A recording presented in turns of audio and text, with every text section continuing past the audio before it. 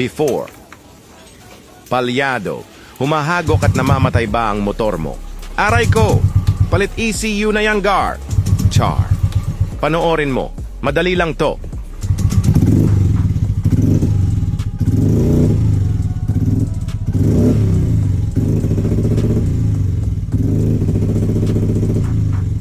After.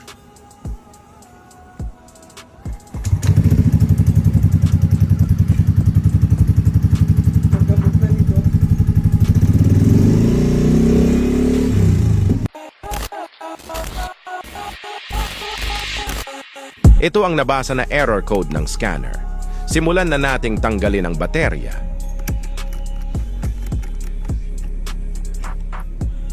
Kita na inipit lang ang wire ng accessories, kaya lalagyan natin yan mamaya ng terminal.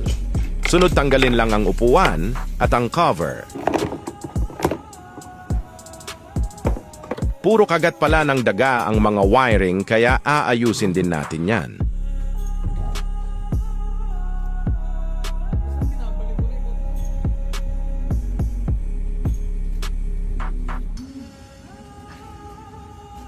Sinunod ko na linisin ang throttle body dahil marumi na din ito.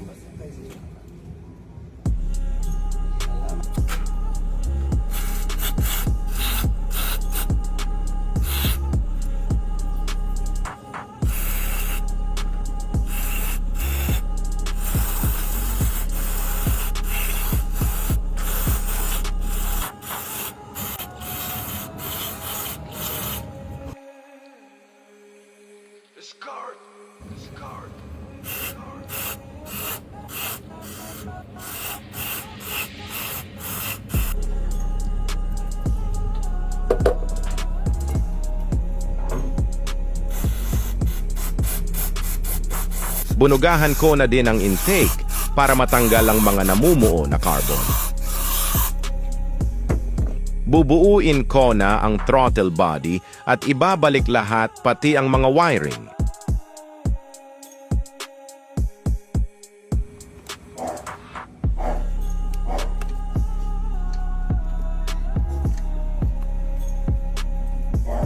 De-delete lang din natin ang error code para makita kung lalabas pa ba o maayos na ba ang lahat.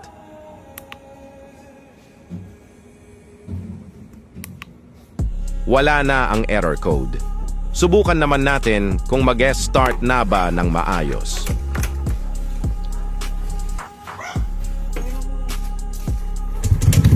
One click. Ngayon ay maayos na ang menor at hindi na siya hirap mag-start. Subukan natin kung hahagok pa. Normal na ulit ang throttle response niya at mas gumanda pa at bumino ang tunog.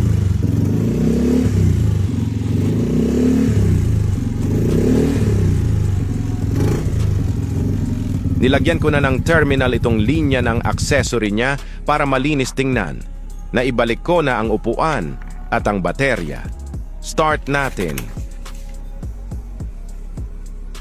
Hanggang dito na lang, salamat sa panonood. Sana ay may natutunan kayo. Please like and share this video at i-follow ang page natin para sa mga susunod na video.